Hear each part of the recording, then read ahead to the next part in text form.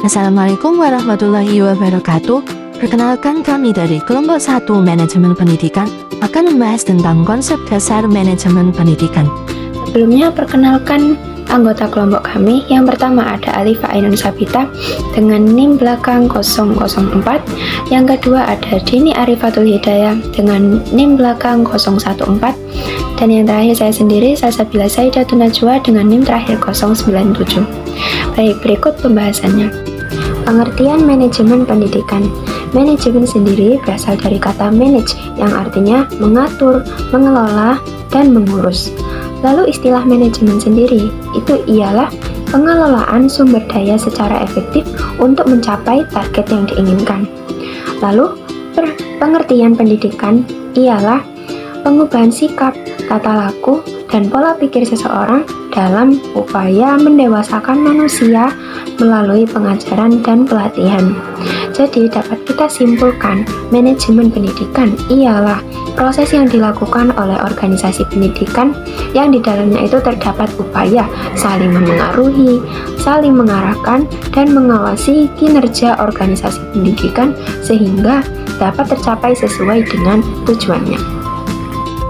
Selanjutnya, tujuan dari manajemen pendidikan sendiri diantaranya meningkatkan kualitas pendidikan, mengembangkan kemampuan dalam diri siswa, menciptakan suasana belajar yang menyenangkan, edukatif, dan bermakna, lalu mengoptimalkan peran tenaga pendidik sebagai manajer lingkup sekolah, lalu membekali tenaga pendidik dengan ilmu manajemen sebagai dasar untuk melaksanakan tanggung jawabnya sebagai pendidik, lalu mencapai tujuan pendidikan nasional secara efektif dan efisien.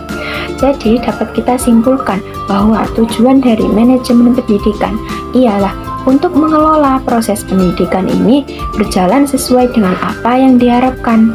Maka dengan itu akan membuahkan lingkungan belajar yang efektif dan kondusif. Selanjutnya, saya akan menjelaskan tentang aspek manajemen pendidikan. Manajemen pendidikan tentu memiliki beberapa aspek yang harus dipenuhi untuk menunjang kualitas pendidikan agar berjalan efektif dan efisien. Beberapa aspek tersebut seperti yang pertama, manajemen kurikulum, yang kedua, manajemen peserta didik, yang ketiga, manajemen tenaga kependidikan, yang keempat, manajemen sarana dan prasarana, yang kelima, manajemen keuangan pendidikan, dan yang terakhir, manajemen organisasi sekolah dengan masyarakat atau humas. Kajian manajemen pendidikan adalah suatu studi tentang sistem pengelolaan lembaga pendidikan untuk mencapai tujuan pendidikan. Objek kajian manajemen lembaga pendidikan terdiri atas 6 komponen. Yang pertama, sumber daya manusia, yang kedua, pendanaan, yang ketiga, material, yang keempat, metode, yang kelima, market, dan yang keenam, waktu. Selanjutnya adalah manajemen dalam meningkatkan mutu pendidikan, yaitu upaya sistematis dalam meningkatkan kualitas sistem pendidikan secara terus-menerus dengan fokus pada perbaikan proses dan kinerja lembaga untuk mencapai tujuan atau harapan serta hasil belajar siswa. Selanjutnya adalah kinerja peningkatan mutu pendidikan. Mutu pendidikan dapat diukur secara universal, baik input, proses, output maupun outcome. Ada 13 karakteristik mutu pendidikan. Yang pertama ada kinerja, yaitu yang berkaitan dengan aspek fungsional, meliputi kinerja guru dalam mengajar, meyakinkan siswa, serta menyiapkan bahan ajar secara lengkap. Yang kedua ada waktu ajar, yaitu standar waktu yang ideal untuk proses belajar mengajar yang mendukung pencapaian tujuan pendidikan. Yang ketiga ada handal, yaitu lembaga atau sistem pendidikan yang mampu menjalankan proses program pendidikan secara konsisten dan efektif untuk mencapai kualitas yang diharapkan, baik secara akademik maupun non-akademik. Yang keempat ada daya tahan, yaitu kemampuan sistem pendidikan dalam mempertahankan standar kualitasnya.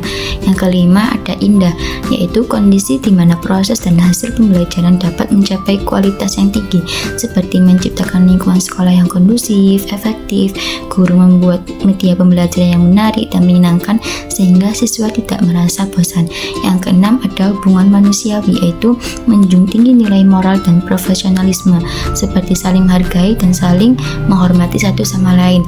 Yang ketujuh ada mudah penggunaannya, yaitu sarana dan prasarana yang dipakai mudah dalam menerapkan berbagai elemen pendidikan seperti metode pembelajaran mudah diterima sehingga siswa mudah memahami, aturan sekolah yang mudah dipatuhi, dan buku-buku perpustakaan mudah diakses dan dikembalikan dengan tepat waktu.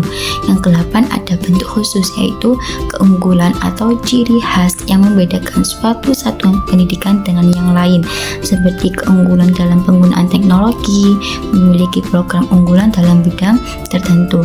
Yang kesembilan ada standar tertentu, yaitu tolak ukur atau kinerja dalam sistem pendidikan yang harus dipenuhi untuk memastikan tercapainya tujuan pendidikan. Standar nasional pendidikan ada 8, yaitu standar isi, standar proses, standar pendidikan, standar pembiayaan, standar pengelolaan, standar sarana dan prasarana, standar kompetensi lulusan, dan standar penilaian. Yang ke-10 adalah konsisten, yaitu konsisten dalam menjaga dan meningkatkan kualitas standar pendidikan yang telah ditetapkan. Yang ke-11 ada seragam, yaitu menggunakan seragam sesuai jadwal yang ditentukan. Yang ke-12 mampu melayani, yaitu kemampuan suatu instansi pendidikan dalam memberikan pelayanan yang optimal dan unggul kepada peserta didik. Yang terakhir ada ketepatan, yaitu dalam pelayanan yang sesuai dengan keinginan pelanggan sekolah. Selanjutnya ada indikator peningkatan mutu pendidikan. Pendidikan bisa dikatakan bermutu jika sekolah memiliki indikator-indikator tersebut. Indikator yang pertama, sekolah mendapatkan dukungan pemerintah. Yang kedua, kepemimpinan kepala sekolah. Ketiga, kinerja guru yang baik. Keempat, kurikulum yang relevan. Dan yang terakhir, ada dukungan orang tua dan masyarakat. Sekian dari presentasi kelompok 1.